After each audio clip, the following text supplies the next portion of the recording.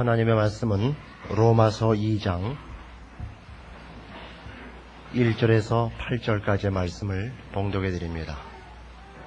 로마서 2장 1절에서 8절까지의 말씀입니다.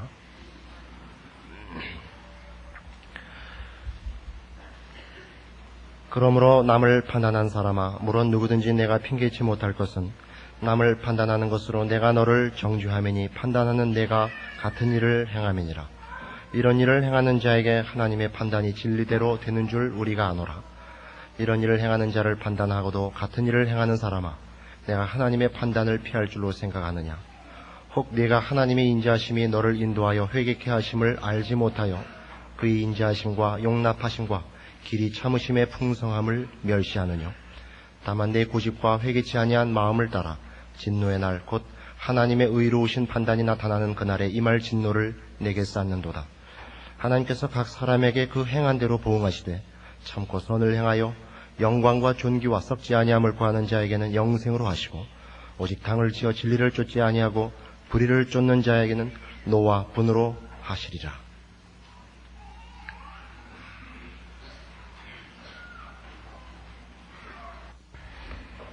인간이 죄인 된 것, 그래서 하나님의 심판을 피할 방법이 없는 자리에 있는 것을 우리가 로마서 지금 1장 18절 이하에서부터 살펴보고 있는 중입니다. 하나님의 심판권과 그 공평하심, 그리고 그 심판의 엄중함이 어떻게 나타났는가 하는 것을 우리 이스라엘의 역사를 통해서 지난주에 확인했었습니다. 오늘 우리가 한 번 더 그 문제를 놓고 생각하려고 하는 것은 한 걸음 더 나아가서 그 안에 하나님의 심판의 엄중함과 공평함 속에 하나님의 자비와 은총이 도사리고 있다는 사실입니다. 로마서 2장 4절에 있는 말씀같이 혹 네가 하나님의 인자하심이 너를 인도하여 회개케 하심을 알지 못하여 그의 인자하심과 용납하심과 길이 참으심의 풍성함을 멸시하느뇨 라고 기록된 것과 같이 하나님은 그 심판권을 가능한 한 유보하고 계시고, 죄 지은 인간들을 구원케 하려는 그의 깨우침과 용서와 이런 사랑을 받을 만한 기회를 우리에게 많은 방법으로 허락하고 계시다는 것을 성경이 증언하고 있습니다.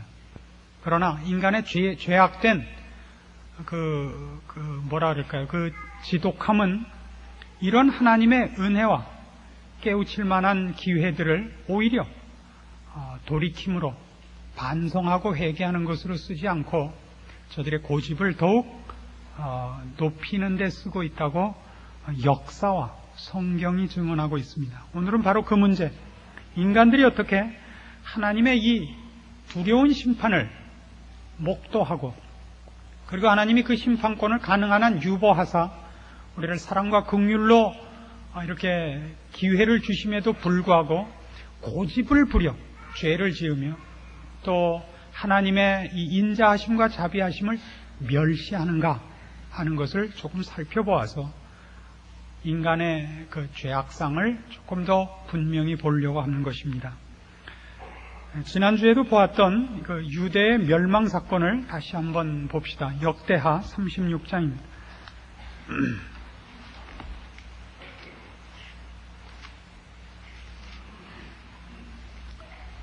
구약성경 709페이지 역대하 36장 11절 말씀입니다. 열왕기 하에 기록된 유다의 멸망과 역대하에 기록된 유다의 멸망에는 조금의 시각의 차이가 있습니다. 열왕기 하에서 지난 시간에 본 바와 같이 그 마지막 멸망할 때 왕이었던 시드기야가 어떻게 처참한 걸로 그가 잘못한 일에 대한 보응을 받는가 하는 것을 목도했다면, 역대하 36장 11절에서는 조금 다른 시각이 거기 있는 것을 보게 됩니다. 11절, 시드기야가 위에 나아갈 때 나이 21세라 예루살렘에서 11년을 치리하며 그 하나님 여호와 보시기에 악을 행하고 선지자 예레미야가 여호와의 말씀으로 일러도 그의 앞에서 겸비치 아니하였으며, 느부갓네살 왕이 저로 그 하나님을 가리켜 맹세케 하였으나 저가 배반하고 목을 곧게 하며 마음을 강팍케 하여 이스라엘 하나님 여호와께로 돌아오지 아니하였고, 제사장의 어른들과 백성도 크게 범죄하여 이방 모든 가증한 일을 본받아서 여호와께서 예루살렘에 거룩하게 두신 그 전을 더럽게 하였으며 그 열조의 하나님 여호와께서 그 백성과 그 거하시는 것을 아끼사 부지런히 그 사자들을 그 백성에게 보내어 이르셨으나 그 백성이 하나님의 사자를 비웃고 말씀을 멸시하며 그 선지자들을 욕하여 여호와의 진노로 그 백성에게 미쳐서 만회할 수 없게 되었다라고 기록하고 있는 것을 만나게 됩니다. 이미 므낫세 왕 때부터 하나님께서 유다 왕조의 멸망을 예언하고 있고 사자들을 보내어 회개를 촉구하고 있지만 그 뒤로 아무도 회개하지 않습니다. 여호야김 때 이미 1차 포로가 있었고 그 뒤를 이어서 몇 왕조에 걸쳐서 시드기야가 바벨론 왕에 의해서 왕위에 오릅니다마는 자기가 지금 앉아있는 위치가 얼마나 위태로운 것이며 그리고 하나님께서 이미 심판의 칼을 뽑았다는 것을 깨닫지 못하고 고집을 부려 여기 있는 식으로 예레미야가 여호와의 말씀을 전해도 듣지 않고 또 다른 사자들을 아무리 보내도 듣지 않고 왕뿐만 아니라 백성들까지 그 민족 전체가 하나님의 말씀에 경멸과 비웃음과 조롱을 보내다가 급기야 멸망했다 하는 것이 역대하의 기록입니다. 근데 이런 유다 왕조의 멸망은 이것이 처음이거나 전에 이런 비슷한 일을 당해본 적이 없어서 일어났던 시행착오가 아닙니다. 그전에도 이런 일이 있었고 충분한 각성할 만한 분명한 증거가 역사적으로 있었음에도 불구하고 이 이스라엘 왕국이 멸망한다는데 인간의 죄악된 모습에 지독한 면이 보입니다. 여기 선지자 예레미야가 시드기야 왕에게 와서 그 말씀을 전하고 회개를 촉구했다는 것은 예레미야 7장에 가면 좀 더 확실하게 드러나고 있습니다. 구약성경 1061페이지 예레미야 7장 1절 말씀으로 갑니다.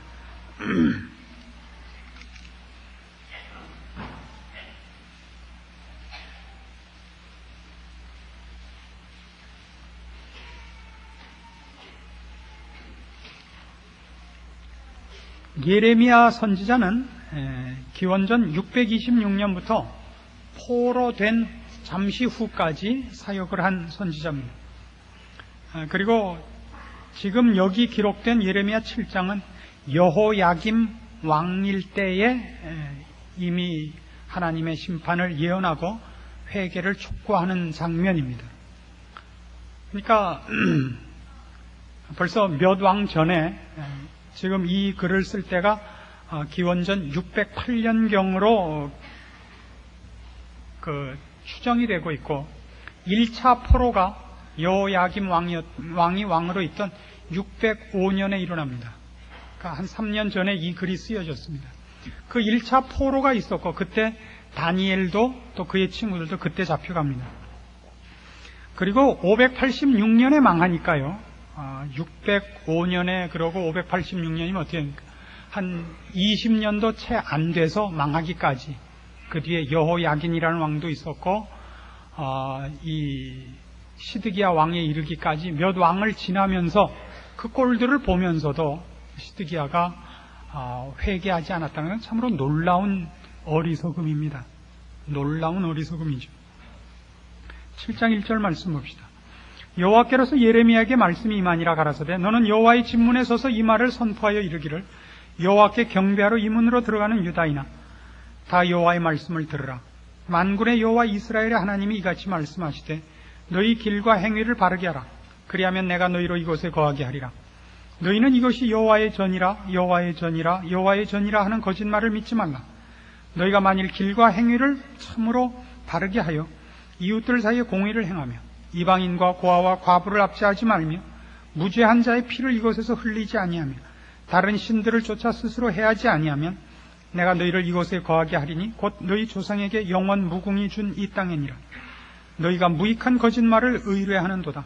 너희가 도적질하며 살인하며 간음하며 거짓 맹세하며 바알에게 분향하며 너희 알지 못하는 다른 신들을 쫓으면서 내 이름으로 일컬음을 받는 이 집에 들어와서 내 앞에 서서 말하기를 우리가 구원을 얻었나이다 하느냐?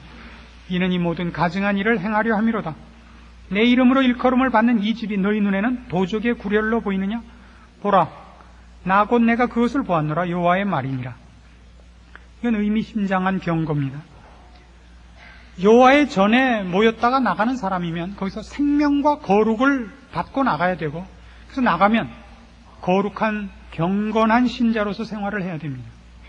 근데 성전에 와서 예배는 드리고 제사는 드리면서 나가서 하는 짓은 온갖 못된 일을 다 합니다.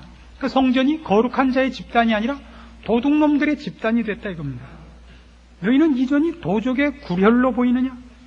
그렇게 꾸짖습니다. 그래서 12절, 너희는 내가 처음으로 내 이름을 둔 처소 실로에 가서 내 백성 이스라엘의 악을 인하여 내가 어떻게 행한 것을 보라.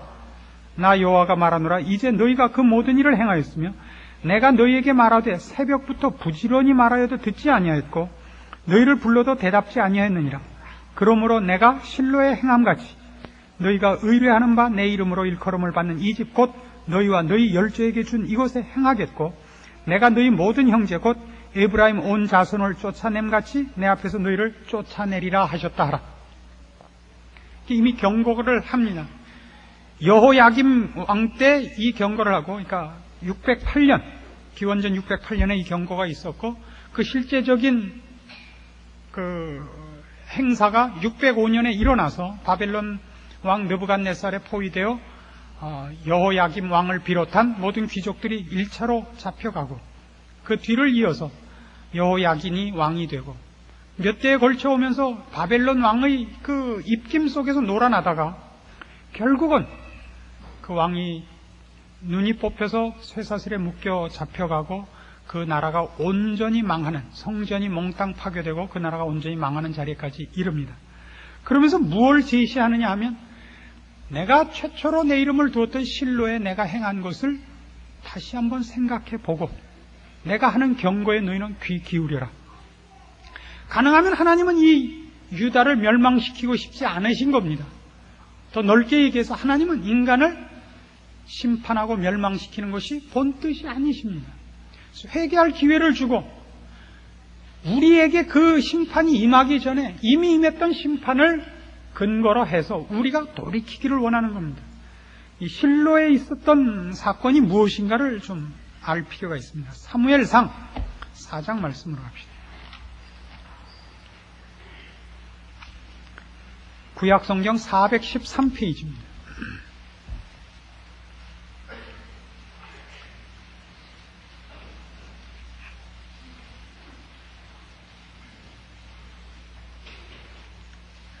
이스라엘은 여러분 잘 아시는 대로 출애굽해서 40년간 광야 생활을 하고, 그러니까 대략으로 따져서 기원전 1500년에서 1450년 어간에 출애굽을 합니다. 그리고 가나안에 들어오는 것이 1400년 어간입니다. 그러니까 이스라엘이라는 민족이 가나안 땅에 정착을 하고 그 민족이 시작이 되는 게 1400년 그 앞뒤로인데요. 1400년 경이라고 쳤을 때 왕조가 성립되는 것, 즉 왕이 나와서 왕국으로서의 국가가 형성되는 건 초대왕 사울이 왕이 될 때가 기원전 1050년입니다. 그러니까 들어와서 1050년까지는 이스라엘을 누가 다스리느냐 하면 제사장과 사사가 다스립니다. 사사란 지금식으로 얘기하면 일종의 법관입니다. 그러나 그 당시에는 이 사법권을 가진 사람이 일종의 행정관으로서도 그 지도자였고, 그다음에 종교적 지도자인 제사장이 또 많은 부분을 그 지도자로서 담당을 했었습니다. 근데 사사기에서 보는 바와 같이 이스라엘 백성은 이 가나안 땅에 들어와서 하나님의 말씀을 쫓지 않고, 지난주에도 살펴본 바와 같이 저주의 약속과 축복의 약속 사이에서 하나님의 말씀을 듣지 않아서 늘 저주의 약속을 결과로 받아들이는 일들을 계속합니다. 그래도 회개하면 하나님께서 사사를 보내어 이스라엘을 구출하고 하는 일이 일어납니다만, 후기로 가서는 사사들마저도 타락하게 됩니다.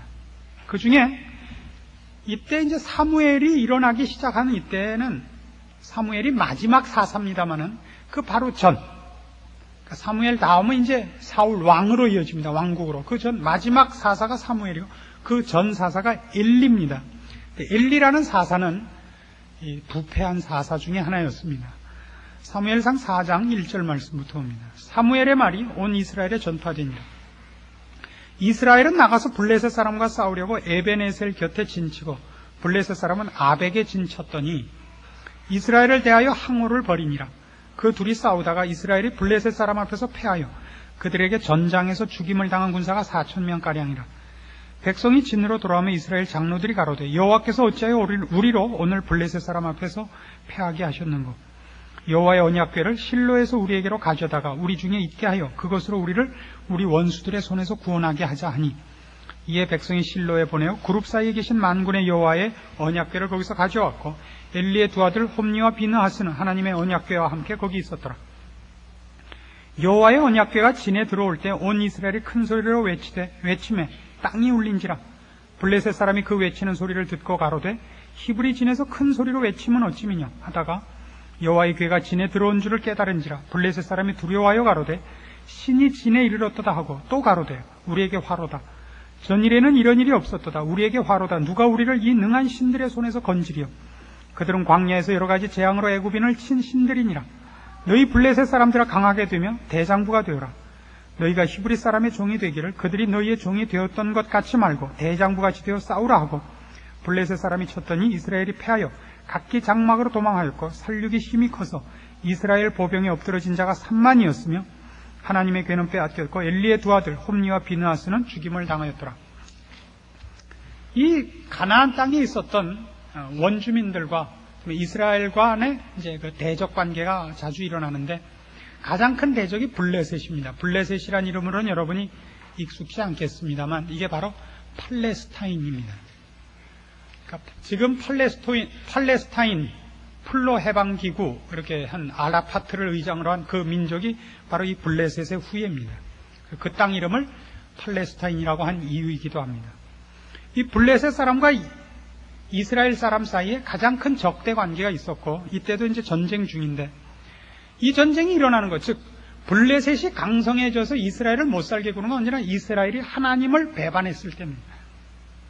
이 전쟁에서 4,000명이 죽자 우리가 하나님을 모시고 살고 하나님께 제사를 드리고 하나님이 우리를 애굽에서 구해낸 신인데 우리가 진리가 있느냐, 이건 분명히 우리가 뭔가 잘못한 탓이다 그래갖고 회개를 하는 것이 아니라, 이스라엘이 출애굽하면서 만들었던, 이동 중에 만들었던 성막, 하나님을 모신 성막을 이 땅에 들어와서 실로라는 도시에다가 그 성막을 치고 있었습니다. 그때까지는 아직 성전을 짓기 전이니까, 성전을 지은 것은 이후에 한참 지나서 솔로몬 왕 때입니다. 사울 왕 다음 다윗 왕 다음 솔로몬 왕 때야 성전을 지으니까 아직도 한참 흘러야 되죠. 실로에 텐트로 쳐놓은 성막 속에 있는 법궤를 이 전쟁터에 가지고 옵니다. 하나님을 앞세운다는 뜻이죠. 그래가지고 이번엔 3만 명이 죽습니다. 그리고 법궤도 빼앗깁니다.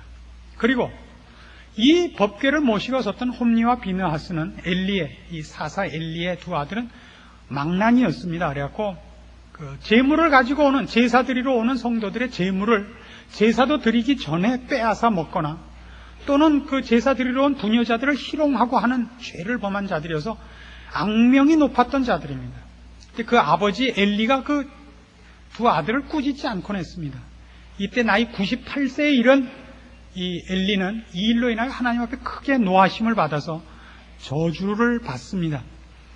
사무엘상 2장에 그 저주된 약속은 나중에 집에 와서 보기로 하시고, 그래서 이날 이 법궤를 빼앗기던 날 두 아들은 그 자리에서 죽고, 그 소식을 전해 듣는 자리에서 엘리는 몸이 비둔하고 눈이 어두워 있다가 놀래갖고 의자에서 떨어져 넘어지면서 목이 부러져 죽습니다. 며느리는 그날 애를 낳다가 죽고 애 이름을 죽으면서 이가봇이라고 이름을 명명하고 죽습니다. 이가봇이라는 뜻은 영광이 떠났다는 뜻입니다. 그 저주가 이스라엘 백성과 그 가문에 일어난 것을 생생히 보여주는 사건이 예레미야 7장에 기록된 하나님께서 내가 실로에 행한 일을 기억하라 하는 내용의 골자들입니다. 이 경험을 이스라엘 백성이 하고 있었던 것입니다. 이건 유명한 사건입니다. 법궤를 빼앗겼다는 건 대단한 것입니다. 말하자면 하나님께서 법궤를 빼앗기도록 놓아두셨다는 것은 하나님이 이스라엘 백성을 위하여 아무 일도 하지 않기로 했다는 상징적인 표현입니다. 똑같이 이제 이스라엘 백성을 하나님이 버려서 성전이 회파되는 지경까지 이르게 되는 것입니다. 그 안에 있었던 모든 보물들을 빼앗기고 거기에 영광스럽게 칠해놨던 무슨 금 같은 것들을 이제 다 뺏겨가고 있는데도 이스라엘 왕들이 깨닫지 못합니다. 오히려 이스라엘 왕들은 뭐라고 생각하느냐면 하나님을 의지할 필요 없다. 정치적, 군사적 차원에서 해결해야 된다고 생각해서 부지런히 외교, 국방, 정치에 골몰합니다. 결국 망합니다. 이 역사는 또 뒤에 가서 되풀이됩니다. 지금 여기 실로에서 있었던 이 일은 지금 일어난 이 일에 비하면 그 앞에 한 500년도 전에 일어났던 일입니다. 그 사건이 경험이 되었어야 되는데 경험으로, 유익한 경험으로 남지 않고 유다가 멸망하고 그 후에 539년에 기원전 539년에 바벨론이라는 나라는 페르시아에 의해서 멸망합니다. 그 페르시아 왕 초대 왕인 고레스는 그 정책을 어떻게 쓰느냐 하면 각 민족의 자치권을 인정하는 정책을 씁니다. 그래서 유대 포로들을 돌아가도록 고레스 칙령을 반포합니다. 그래서 기원전 538년부터 516년에 걸쳐서 약 22년 동안 유대인들이 본국으로 돌아가는 1차 귀환이 이루어집니다. 그래서 536년에 맨 처음에 귀환한 포로들이 먼저 와서 한 일이 뭐냐면 성전을 쌓기 시작한 겁니다.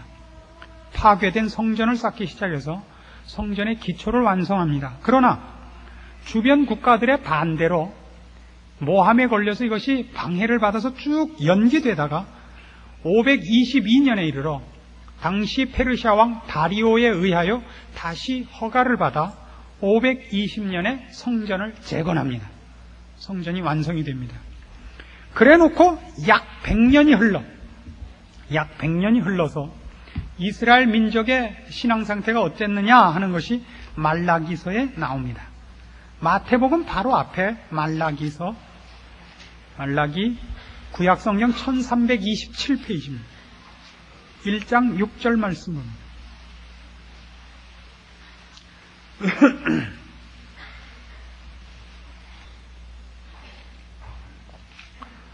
말라기 1장 6절입니다. 내 이름을 멸시하는 제사장들아, 나 만군의 여호와가 너희에게 이르기를 아들은 그 아비를, 종은 그 주인을 공경하나니 내가 아비일진데 나를 공경함이 어디 있느냐, 내가 주인일진데 나를 두려워함이 어디 있느냐 하나 너희는 이르기를 우리가 어떻게 주의 이름을 멸시하였나이까 하는도다. 너희가 더러운 떡을 나의 단에 드리고도 말하기를 우리가 어떻게 주를 더럽게 하였나이까 하는도다.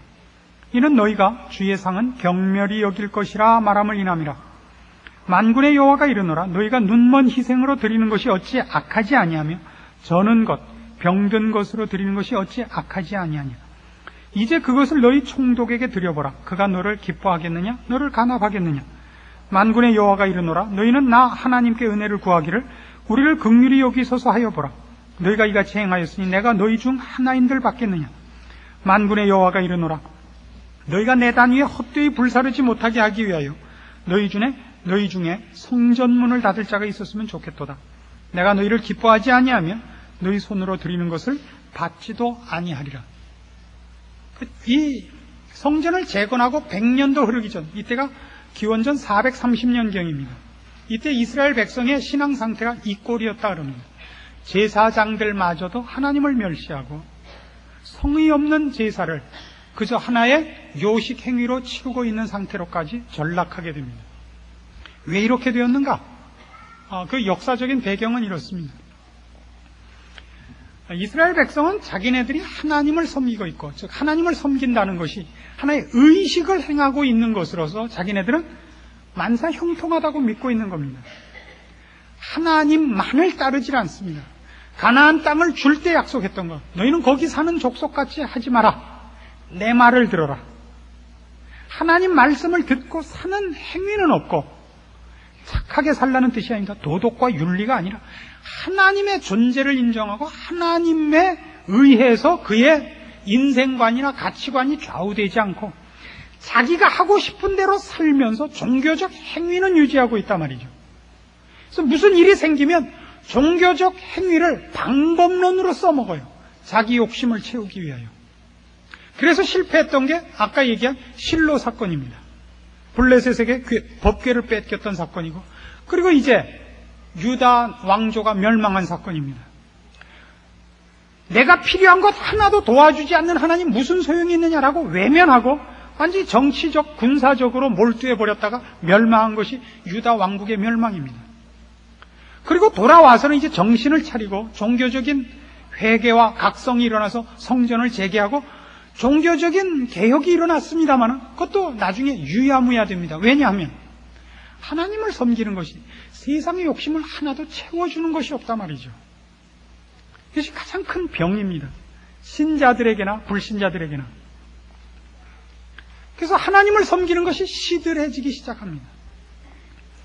하나님께 갖다 바치는 제사, 예배가 진심을 잃어버리게 되고 정성이 없어지게 됩니다. 다른 말로 해서 세상을 살고 세상을 사는 방법에 대해서 더 많은 유혹과 더 많은 마음이 기울어져 있는 것을 말합니다. 그건 다르게 얘기하자면 하나님의 존재와 하나님의 어미하심을 놓치는 것이죠. 그것이야말로 바로 하나님을 경멸하는 것입니다. 하나님이 우리를 가능한 한 돌이키게 하고 벌받지 않게 하려고 기다리고 계시는 그 시간을 우리는 우리의 욕심을 채우는 시간으로 쓰고, 하나님이 우리를 돌이키기를 원하는 시간을 우리는 오히려 하나님이 싫어하는 쪽에다 더 많이 투자하고 또 욕심내어 달려가는 시간으로 삼고 있는 것입니다. 하나님 뭐라고 한탄하셨다고요? 여기 10절에 있는 말씀같이 너희가 내 단 위에 헛되이 불사르지 못하게 하기 위하여 너희 중에 성전문을 닫을 자가 있었으면 좋겠다. 그래서 이 일이 역사적으로 실제로 일어납니다. 잘 아시다시피 바벨론 후에 일어난 나라가 페르시아였고 그 뒤를 알렉산더 대왕이 휩쓸었던 그리스가 세계를 제패합니다. 그리고 알렉산더가 죽자 그 휘하에 힘이 있었던 네 장군이 헬라가 평정했던 소아시아와 이집트와 그리스의 전 그 지역을 넷으로 등분해서 통치를 하게 되는데, 그 중에 이 팔레스타인과 시리아를 통치했던 그 왕조 중에 그 통치자 중에 안티오코스 에피파네스라는 장군이 있습니다. 나중에 알렉산더 뒤를 잇은 이 네 통치자들, 네 나라를 분할한 이 네 왕국 간에 분쟁이 일어나게 되고, 이 조그만 약소국가인 이스라엘은 이쪽에 붙었다 저쪽에 붙었다 해서 목숨을 연명합니다. 그러다 이 시리아 쪽을 지배했던 쪽을 붙었을 때도 있고 이집트 쪽의 권세를 가진 자에게 붙었던 때도 있었는데, 결국 나중에 그게 화근이 되어 이 시리아와 팔레스타인을 다스렸던 이 안티오코스 에피파네스에 의하여 나중에 이스라엘이 침략을 당하는데, 그때 아주 수치스러운 일을 당합니다. 이 민족을 완전히 말살하기 위해서 이 안티오코스 에피파네스가 성전에 못된 짓을 합니다. 성전을 다 없애지는 않습니다만은 이렇게 좀 회방을 놓고 그 성전 안에다가 자기의 두상을 만들어서 걸어놓고 거기다 제사를 지내게 합니다. 그리고 어린 양의 피로 지내던 제사를 이스라엘 민족이 가장 싫어하는 돼지 피로 제사를 지내도록 강요합니다. 그래서 그 가증한 것들, 미운 물건들이 그 성전 안에 가득하게 됩니다. 그리고 스스로를 그래서 안티오코스 에피파네스라는 겁니다. 그래서 안티오코스는 그의 이름이고 에피파네스는 신의 현현이라는 뜻입니다. 자기가 신이라는 말이죠. 그래서 나중에 이것이 이제 기원전 167년에 일어난 일인데요. 이 장군이 죽고 이스라엘이 다시 국권을 회복한 다음에 이스라엘 민족이 하도 그때 일이 치욕스럽기 때문에 이 안티오코스 에피파네스를 미워해서 안티오코스 에피마네스라고 부릅니다. 에피파네스와 에피마네스는 상당한 그 뜻의 차이를 가지고 있습니다. 에피파네스가 신의 현현이라는 뜻인데 에피마네스는 미친놈이라는 뜻입니다. 그러나 여러분 생각해 보십시오. 안티오코스 에피파네스가 미친놈이 아니라 이스라엘 놈들이 미친놈이죠. 그게 성경이 하고 싶은 일입니다. 안티오코스 에피파네스가 와서 성전을 회파하고 하나님의 이름에 모욕을 가한 것은 하나님이 모욕을 당한 것이 아니라 하나님이 그토록 사랑했던 백성이 돌이키지 않기 때문에 매를 들 수밖에 없어서 일어난 일 아닙니까? 에피파네스를 욕할 것이 아니라 자기들을 욕했어야죠. 하나님을 원망할 것이 아니라 자기네들의 죄악된 성품을 슬퍼했어야 옳지 않습니까? 이게 구약 역사입니다. 그리고 그것은 더 넓게 인간 모두의 본성이요, 현실입니다. 우리를 포함한 인간들의 죄성의 그 지독스러운 미련함과 어리석음을 이것보다 더 잘 나타내는 것은 없습니다. 그래서 언젠가도 말씀드린 것 같이 구약은 그런 의미에서 다른 여러분이 종교적인 어떤 교훈이나 종교적인 멋진 말을 기대를 하시면 구약에서 아무것도 얻어내지 못하고 신약에서도 마찬가지입니다. 성경은 오히려 사실을 지적하고 있습니다. 이거보다 더 인간과 역사에 대해서 더 정확한 책은 없습니다. 인간이 무엇인가, 죄가 무엇인가, 인간이 얼마나 어리석은가를 이것보다 더 잘 알고 있는 책은 없습니다. 왜요? 하나님이 우리를 만드셨고 우리가 하나님을 배반한 자이기 때문입니다. 베드로후서 3장에 가시면 그래서 이걸 구약적으로만 얘기할 것이 아니라 인류 모두를 통틀어서 이렇게 얘기할 수 있습니다. 신약성경 386페이지 베드로후서 3장 3절에 이런 말씀이 나옵니다.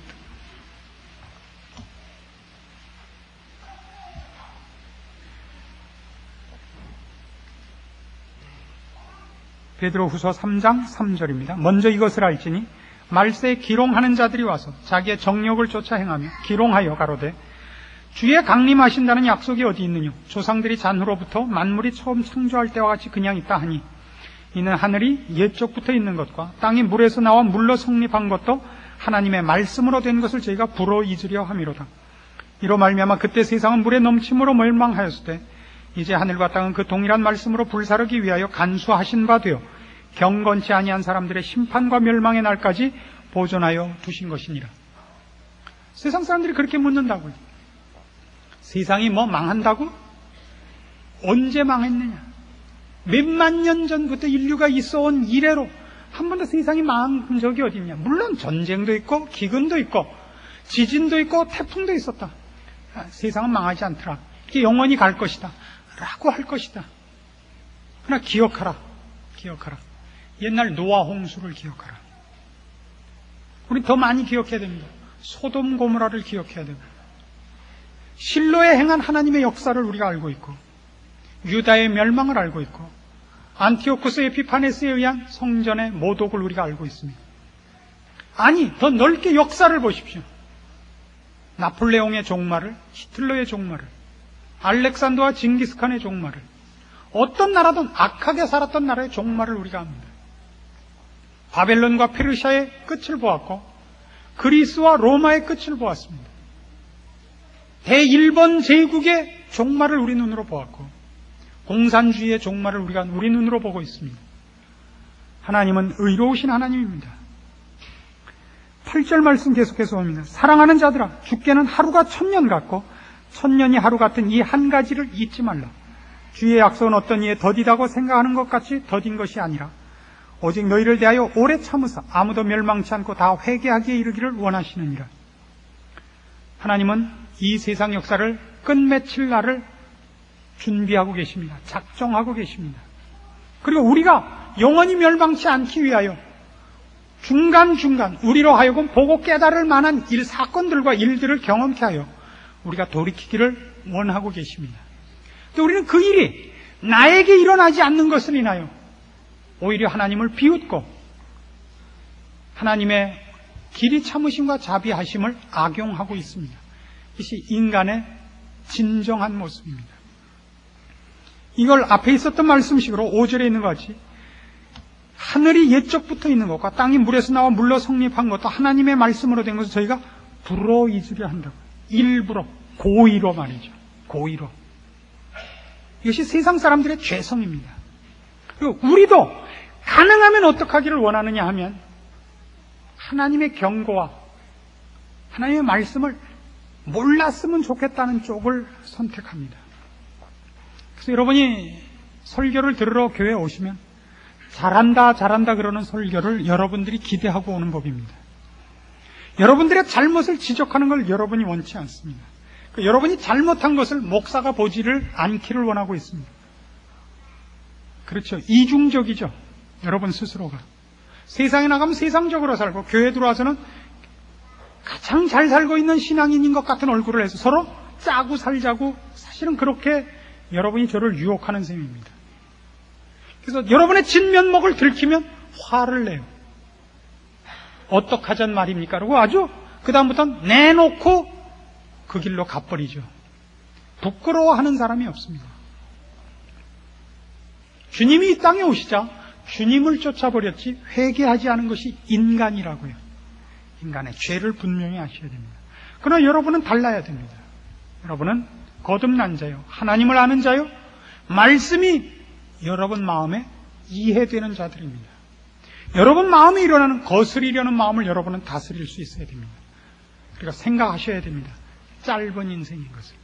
이 짧은 인생을 요걸 잘 살기 위하여 영혼을 팔아먹는 짓을 하지 마십시오.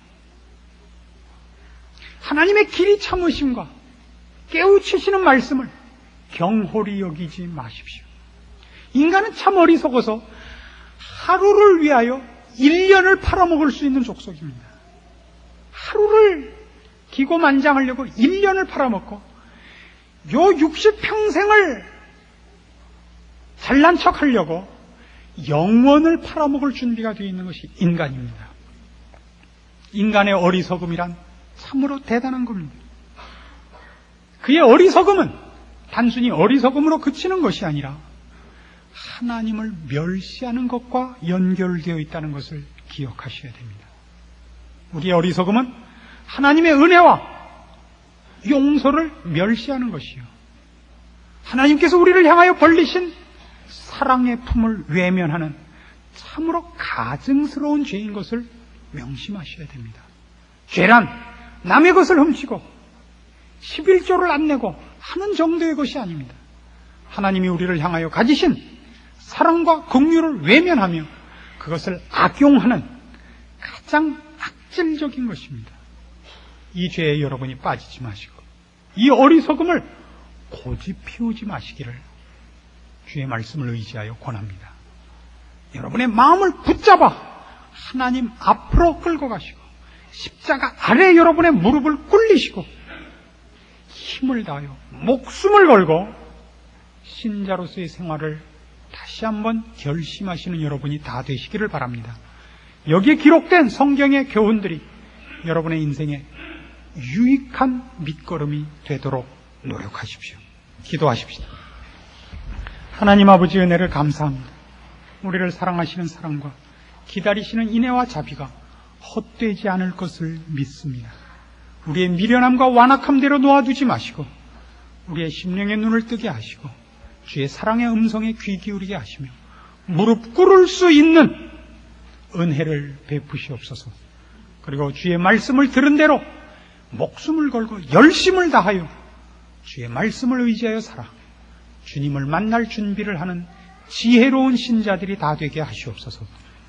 지금은 우리 주 예수 그리스도의 은혜와 하나님 아버지의 극진하신 사랑과 성령님의 교통하심이 주의 사랑과 은혜와 약속을 소유하고 있는 신자들 위해, 그리고 그 약속을 따라 충성을 약속하고 돌아가는 심령들 위해 영원토록 함께 있을지어다. 아멘.